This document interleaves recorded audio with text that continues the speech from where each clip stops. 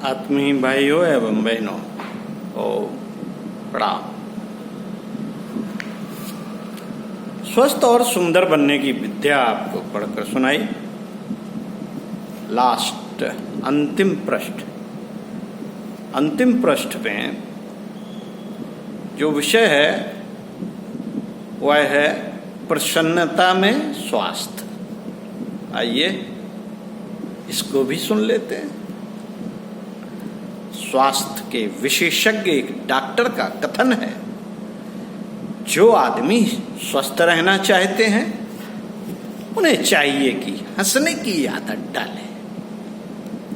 प्रसन्न रहने के लिए बाहर साधन ढूंढने की जरूरत नहीं। घर में जिज्ञासा की दृष्टि डालो और उसी घर में जहां तुम्हें पहले फीकापन सा अनुभव होता था, तुम हंसी का, प्रसन्नता का फव्वारा चलता हुआ पाओगे। देखो, किलकारी भरता हुआ वह बच्चा तुम्हारी ओर दौड़ा चला आ रहा है।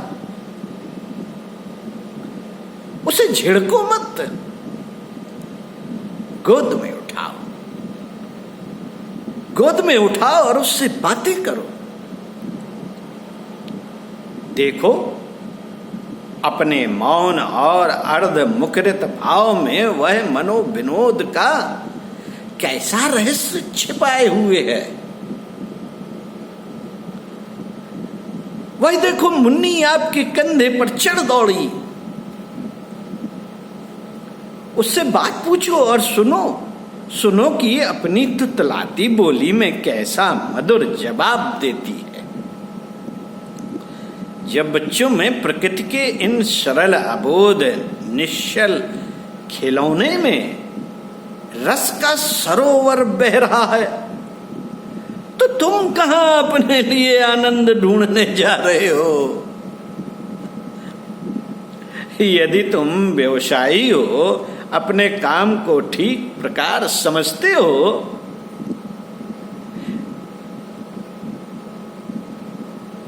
तो अवश्य घर जाते ही अपनी चिंताओं को दूर कर दो। घर में जब तक रहो, काम काज की बातों से दूर रहो। छोटे बच्चों के साथ खेलो। घर में मां बहन स्त्री के साथ जी भरकर, दिल खोलकर, पेट भरकर बातें करो। मित्रों के साथ हंसी दिल्लगी करो, खेलो कूदो। तुम देखोगे कि दूसरे रोज पहले रोज का कठिन काम कितना सरल हो गया, कितना आनंददायक हो जाता है। गरीब क्या अपनी झोपड़ी में अपने बाल बच्चों के साथ हंसते खेलते नहीं? जब पास में पैसा नहीं हो तब भी जरा देर के लिए दिल खोल कर हंस लो। ईश्वर पर विश्वास करो। जब वह सुख दे तब हंसो, और विपत्ति में डाल दे तब रो। ये तो ठगबाजी है। हंसने की कला सीखने में कुछ विशेष प्रयत्न नहीं करना पड़ता। साइकिल पर चढ़ने या तैरने में जितना अभ्यास करना पड़ता है, हंसने की आदत डालने में उससे भी कम परिश्रम करना पड़ता है। जब अकेले में बैठो तो आप बीती या दूसरे पर बीती मनोरंजक घटनाओं का स्मरण करो और अपने आप हंस पड़ो। हंसी ना आवे तो भी हंस पड़ो। दर्पण के सामने बैठकर हंसो। हंसने में कितने सुंदर लगते हो। हंसी की सेल्फियां लो, उसमें देख देख के हंसो। कितने अच्छे लगते हैं आप सेल्फी में हंसते हुए। सेल्फी हमेशा हंसते हुए ही ली जाती है। साथियों, दर्पण के सामने बैठकर हंसो, दूसरों से बातें करो तो प्रसन्नता पूर्वक जरा हंसकर मुंह खोलो। इस बात को बार बार याद कर लो कि जब किसी से बात करूंगा तो मुस्कुराते हुए करूंगा। इसका प्रयोग अपने घर से आरंभ होना चाहिए। घर के छोटे बच्चों को इकट्ठा करो और उनसे बातचीत करो। अपने छोटे से ज्ञान के आधार पर भी तुतलाती हुई भाषा में जो उत्तर देंगे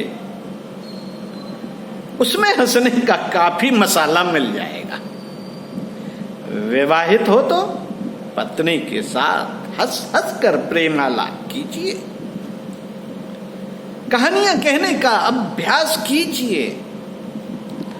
छोटे बच्चे ही नहीं, घर के बड़े बूढ़े भी सुनने के लिए इकट्ठे हो जाएंगे।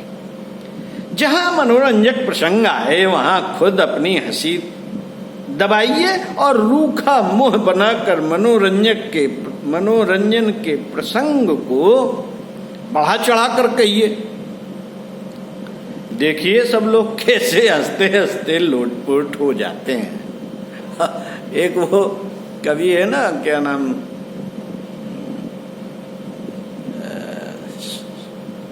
चलो कोई है कवि जो अपना तो मुंह बनाए बैठा रहता है और बात कहता रहता है हंसी की, और लोग हंसते हैं वो नहीं हंसता। इसी बात पे लोग हंसते हैं।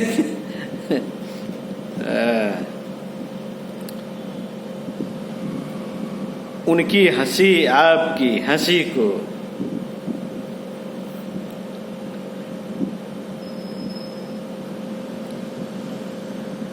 उनकी हंसी आपकी हंसी को बहुत प्रभावशाली बना देगी। स्मरण रखिए, स्मरण रखिए, प्रसन्न रहना स्वास्थ्य को उन्नत बनाने का मूल मंत्र है। उपहास नहीं, उपहास मत कीजिए।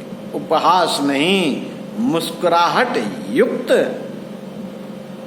सात्विक हास्य, विनोद, सात्विक हास्य विनोद अंतरात्मा की जीवंतता का प्रतीक है, जिसे जानना और पुनर्जीवित करना स्वास्थ्यता का परिचायक है।